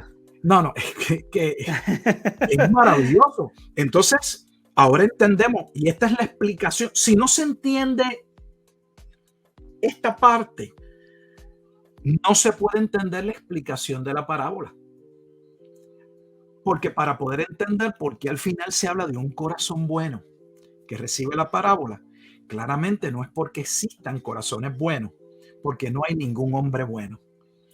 Pero si entendemos el medio, ahora entendemos por qué hay corazones que reciben el evangelio, porque Dios hace ese corazón de piedra en uno de carne, y en aquellos que Dios hace del corazón de piedra en uno de carne, en otras palabras, hace ese terreno o ese corazón bueno, esos pueden recibir la buena semilla y perseverando en ella dan fruto para salvación. Wow. Precioso eso, pastor. Precioso y poderoso. Oigan, tengo que decirle que me choca mucho, no lo había pensado antes, pero tiene tanto sentido y es tan importante para entender esto, el asunto de las parábolas. Podemos decir entonces que las parábolas son más bien como Jesucristo habla en código y solamente le da ¿verdad? El significado a quien se lo quiera revelar, ¿cierto? O sea, que la parábola realmente no era para que pudieran entender estas verdades espirituales, sino al contrario, era para esconderles el significado y solo revelárselas a quien fueran escogidos para escucharlas. Las parábolas, muy bien, como has dicho, son símbolos. Esa ilustración viene a ser un símbolo, como en las sociedades ocultas. Un símbolo que para el iniciado, para el creyente, no estoy diciendo que el creyente es un iniciado, sino haciendo esa comparación. Para el creyente, sus ojos le serían abiertos para poder entender ese cuadro, esa ilustración. Pero como bien señala, el no creyente, el que está muerto, no puede entender la ilustración. Está oculto, es hermético para el que no ha nacido de nuevo, para el que no puede verlo. puede ver el cuadro, sabe que allí claramente se está hablando de la salvación. Por eso se habla de esa bienaventuranza. Si cuando se lee la parábola del sembrador, los terrenos son identificados como el corazón. Y casi todo el mundo habla, hay 4 tipos de corazones. No hay 4 tipos de corazones, hay solo 2 corazones. El corazón de piedra y el corazón de carne. El corazón de piedra puede identificarse, puede mostrarse de 3 maneras. Totalmente reacio al evangelio. No me hables de eso. A mí no me interesa que me hables del evangelio. Y encontramos personas como esas, duras. Encontramos de esas personas que reaccionan superficialmente y abruptamente, aún con un aparente gozo que nos hacen creer, wow, fulano de tal le hablé y es salvo, y a los 2 meses está perreando, está bailando. Sí. Y usted dice, bueno, pero ven acá, pero ¿y qué pasó aquí? Bueno, pues la escritura dice que hay aquellos compulsivos que realmente no han recibido un cambio en el corazón y solo van a recibir la palabra de manera superficial. Esa palabra no ha hecho hueco en ese corazón. Y están aquellos que no se nos dice exactamente cómo reciben la palabra, si con gozo o como sea. No, esa no es lo que se enfatiza, sino que dan la apariencia de que han recibido el evangelio porque perseveran. Permanecen aparentemente, no se van tan rápido como los demás, pero algo tienen los 3. Ninguno da fruto, porque aún este otro que da la impresión de que va al culto, que se congrega, cuando mira su vida, Jesús dice, su corazón, sus deseos, sus pasiones están caracterizadas por el mundo. Por eso la semilla no da fruto.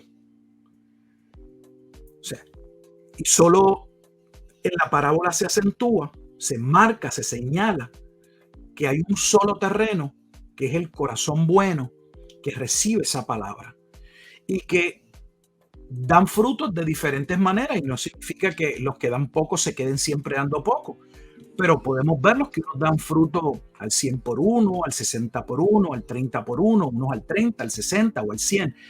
Pero la característica principal es que donde ha habido salvación hay que evidencia, hay un fruto, hay un cambio. Jesús le está diciendo, ese cambio es obrado por Dios. Si Dios no cambia el corazón, si Dios no interviene en el terreno, la palabra, que es la semilla, por sí sola no lo cambia. Recordarás que en el programa en algún momento mencionamos que hay 2 cosas básicas que deben ocurrir para que exista salvación. La palabra de Dios debe ser predicada, pero el Espíritu Santo debe obrar en ese corazón para que esa palabra, ese mensaje se reciba. Sin la obra eficaz, gloriosa del Espíritu Santo, regenerando el corazón, convirtiendo ese corazón de piedra en uno de carne, trabajando en el terreno para que esa semilla pueda ser sembrada, no hay salvación. Y esa salvación es la resurrección primera, o la resurrección soteriológica, o la resurrección del alma, que es la resurrección principalmente que se señala como el aspecto más importante que traería la obra de Jesucristo. Bueno, yo creo que hasta aquí hemos cubierto bastante. Todavía hay muchos aspectos, otros toman más tiempo, como la parte que no hemos entrado. Podría ser otro programa en algún otro momento. Claro. Cuando sería esa resurrección soteriológica, pero en términos de Israel. O sea, porque muchos ese es lo que están buscando dentro de la escatología. O sea, claro, se habla en Ezequiel de ese aspecto en que Israel sería levantado de los muertos. Si alguien ha entendido hasta este momento, ya yo lo he contestado.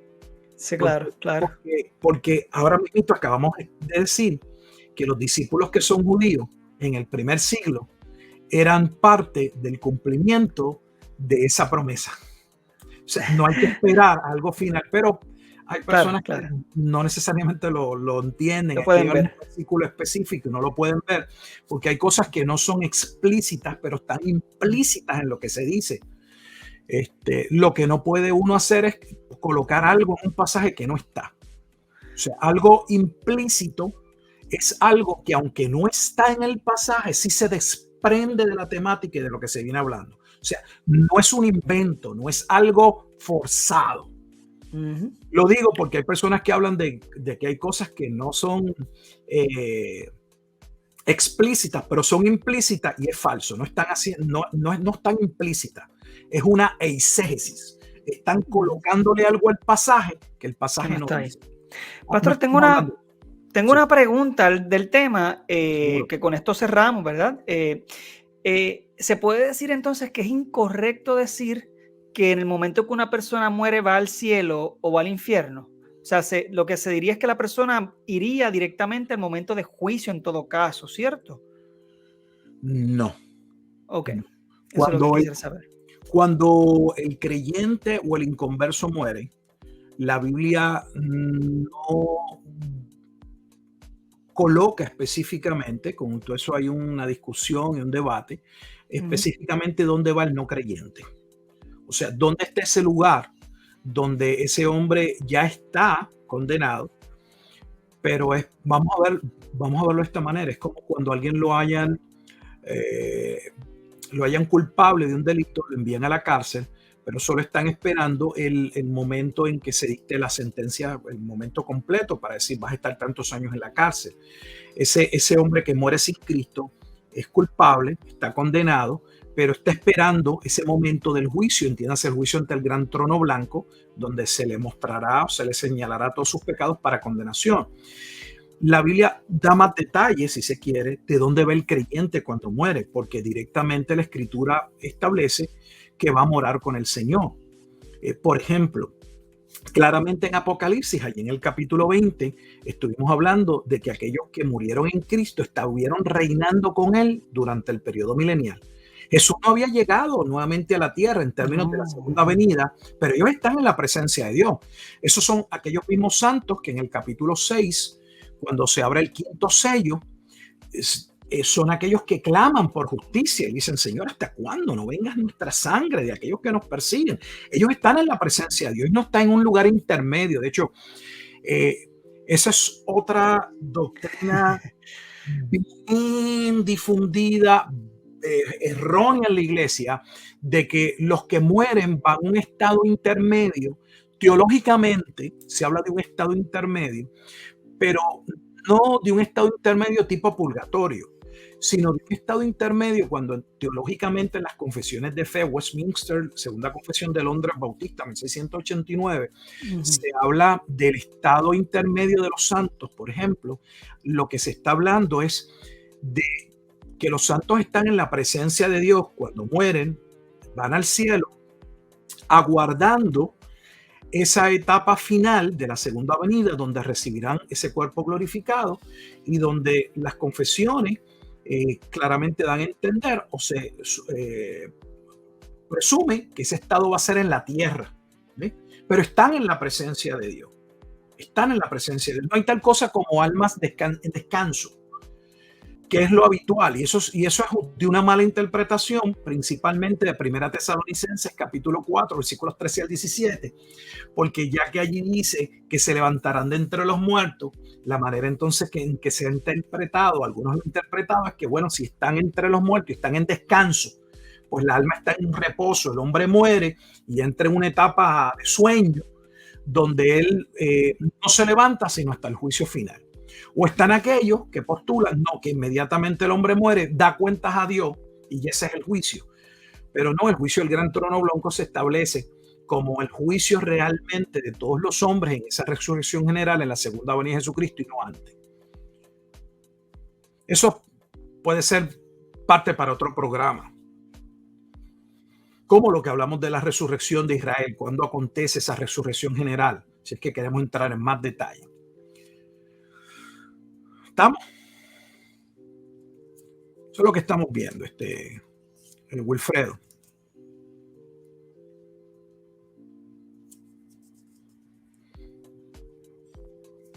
Estamos en vivo de todo color, no sé dónde está Wilfredo, pero en lo que Wilfredo llega, donde podemos ver también que los que mueren van a la presencia de Dios. Déjeme darle dos pasajes más que lo que Wilfredo viene a mi mente. El primero de ellos es la parábola o aquella aseveración, aquel comentario donde Jesús habla acerca de rico y Lázaro. Allí claramente se establece que tanto el rico y Lázaro van con conciencia ambos a la eternidad. Sus mentes no son borradas, no están en descanso ni nada por el estilo. Le voy a dar otro pasaje que todavía es mucho más interesante. En segunda de Pedro, cuando Pedro le habla a sus hermanos de que Dios ya le ha mostrado que él va a morir, que su partida ya está pronta, Pedro les dice que él se iba a asegurar luego de su partida, o sea, luego de su muerte, de que ellos tuviesen constancia y recordasen la palabra que habían recibido. O sea, Pedro no se ve como yendo a un lugar donde él va a dejar de tener contacto o va a estar en descanso, todo lo contrario. Pedro dice, yo voy a procurar, aun cuando yo me vaya, de que lo que yo les he enseñado esté en vuestras mentes y en vuestros corazones para que ustedes puedan vivir así hasta el día de Jesucristo. Bueno, interesante. Interesantísimo, interesantísimo. Hay mucho que hablar. Estos temas son temas que lamentablemente, Wilfredo, no se hablan. Por lo general, el tema de la resurrección es un tema que apenas se menciona en un sepelio, cuando se muere alguien, porque el enfoque por lo general que se hace de la resurrección es la resurrección de los creyentes para irse al cielo, en el rapto. Eso es lo que la mayoría de los cristianos ha escuchado, que ellos no van a sufrir, que Dios los va a librar de esa tribulación y que cuando Cristo venga, ellos van a volar y van a recibir un cuerpo y se van para el cielo. Es lo único que han escuchado. Hay muchos temas que no se discuten y que son sumamente importantes. Y esta parte de la resurrección, si ustedes, pues posteriormente los invito a leer algunas de esas confesiones, la confesión presbiteriana de Westminster o la confesión bautista de fe, van a ver que por lo general está al final, en esos últimos capítulos de las confesiones, y la misma confesión dice que esas temáticas están ligadas a la escatología, a los acontecimientos que vienen con la segunda venida de Jesucristo. Wow. Bueno, definitivamente ha sido de mucha bendición. He aprendido mucho hoy también, honestamente. Esto es una cosa tremenda porque ayuda a entender un mensaje que, como siempre decimos, ¿verdad? Es muy consistente. Desde los profetas se está hablando también de la condición del hombre, de la necesidad de salvación y cómo se cumple esto, ¿verdad? En Jesucristo, y cómo entonces tenemos una esperanza también futura. Que esto no es algo que nos estamos inventando, esta cuestión de que son dos tipos de resurrección, no nos los hemos inventado, sino que lo vimos en Juan capítulo 5, en donde Jesucristo hace distinción de la resurrección que ocurre cuando reconocemos nuestra condición y cuando hemos reconocido a Jesucristo como Señor y Salvador, que es un don que de todas maneras viene del mismo Dios, que es el de cambiar nuestro corazón de piedra en un corazón de carne, y luego entonces pasamos a discutir la segunda resurrección que está hablando de Jesucristo mismo, que lo vemos en el verso 28, que es que todo el mundo va a ser resucitado y entonces irían a juicio. Gracias, pastor, por esto, este tiempo. Sí. Hoy estamos finalizando los episodios planificados de la serie Los Últimos Días. Sin embargo, tenemos unos planes futuros por ahí. Espero que se puedan dar para poder seguir discutiendo temas de escatología y otros temas también de interés de teología que son tal vez complicados o que usualmente no se hablan o se han malinterpretado. Pero, ¿verdad? Todo está en las manos del Señor. Sin embargo, esta serie ha sido de mucha bendición. Nos hemos enfocado mucho en los temas, ¿verdad?, que estuvimos discutiendo al principio, y nos gustaría que nos envíen sus preguntas. si tienen alguna pregunta relacionada al tema, por favor, envíenos las preguntas. Pues vamos a estar compartiendo nuestras redes sociales ahora al final, pero el pastor, usted tiene un canal en YouTube, ¿cierto? Pues si puede compartir precisamente dónde las personas pueden escucharlo y escuchar su material. Bueno, con poner solamente yo creo que mi apellido, Rufat o Gilberto Miguel Rufat, inmediatamente le va a salir el canal de YouTube.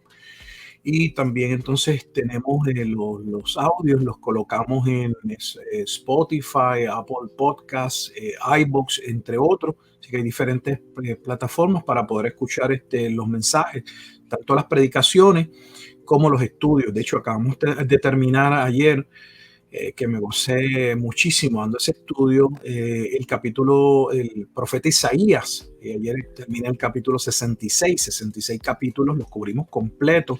Fueron un total de 53 videos. Hay 54 porque coloqué un audio para que las personas puedan ir escuchando el libro mientras van viendo los episodios, lo puedan leer y escuchar y se vayan familiarizando con el libro del profeta Isaías.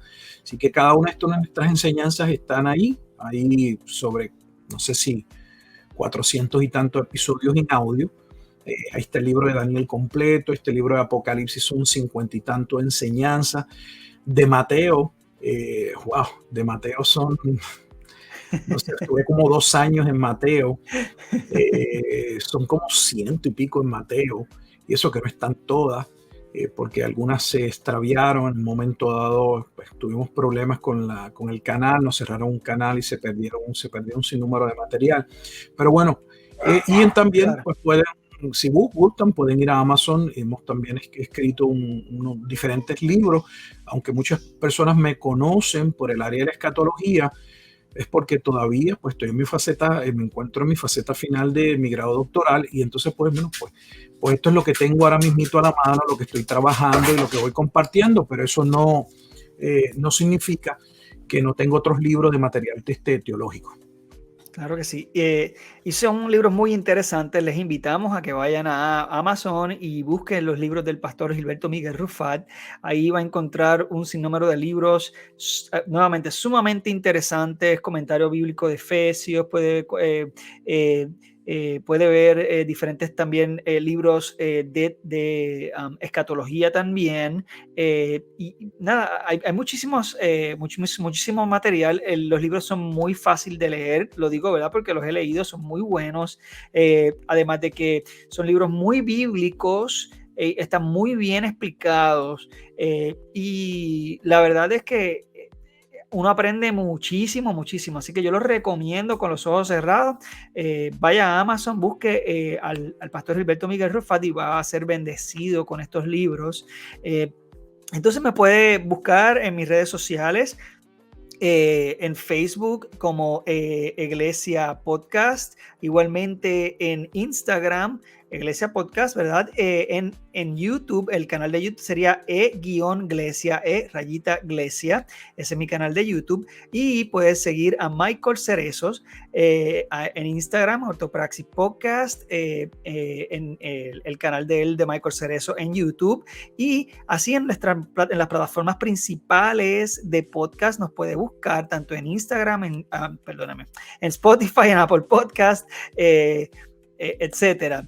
Así que estamos muy contentos definitivamente de estar cerrando este segmento o esta serie, y pues van a estar de todas maneras nuestras redes sociales ahí al final. Pueden enviarnos sus preguntas, si no aquí en los comentarios en YouTube pueden enviarlos, los comentarios, las preguntas, y vamos a estar discutiéndolas entonces la semana que viene, si Dios quiere.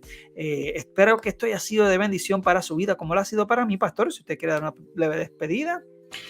Bueno, agradezco una vez más por esta oportunidad. Ha sido una bendición. En lo que podamos servirles, estamos a su disposición. Nos gustaría que dejen las preguntas. Esas preguntas nos ayudan a ver cuáles son, ¿verdad?, los temas de interés para futuros, ¿verdad?, segmentos o episodios. Además de que realmente queremos responder a sus preguntas, no por hacer un programa, sino poder responder a su pregunta y ayudarle a poder contestar su pregunta. Así que nuevamente gracias, Wilfredo. Le doy gracias a Michael, que posteriormente, o si no nos está escuchando o nos estará escuchando, gracias por la invitación y adelante en el Señor siempre. Solo finalizo, si alguien ha estado hasta este momento de la transmisión, diciéndole que si usted todavía tiene un corazón endurecido y usted no ha entendido que el llamado de Dios es a venir a Cristo, y a través del estudio y lo que hemos venido hablando, usted se ha percatado de que no hay manera de que usted pueda hacer algo, así como el etíope no podía cambiar su color de piel, ni el leopardo podía cambiar sus manchas. Jeremías capítulo 13, versículo 23. El único que puede hacer ese cambio es Jesucristo. Y yo quisiera llamarlo a que usted pueda entender que su estado de rebeldía lo mantiene en muerte y que esa muerte lo aleja de la bendición de Dios. Y que no se trata solo de consecuencias aquí y en el ahora, sino también de consecuencias eternas. Que su pecado no solo lo afecta a usted, afecta a su familia, a sus seres queridos. Lo que hacemos tiene consecuencias y no somos islas. Cuando nos implosionamos, el daño colateral afecta a los demás. Si Dios de alguna manera le ha hecho entender a usted que necesita correr a Cristo, vaya a Cristo, porque la Biblia dice que no hay un corazón contrito y humillado, un hombre que realmente entienda su necesidad de Cristo y que acuda sinceramente a Él y crea el Evangelio, que no sea salvo. Y esa es mi oración. Dios les bendiga. Amén, amén. Gracias, pastor. Esas palabras también con mucho poder, y es importante, son las más importantes que vas a escuchar en tu vida. Esperamos y oramos en que este material sea de bendición para usted, oyente, como lo ha sido para nosotros, porque hemos sido transformados primeramente a través de la palabra de Dios.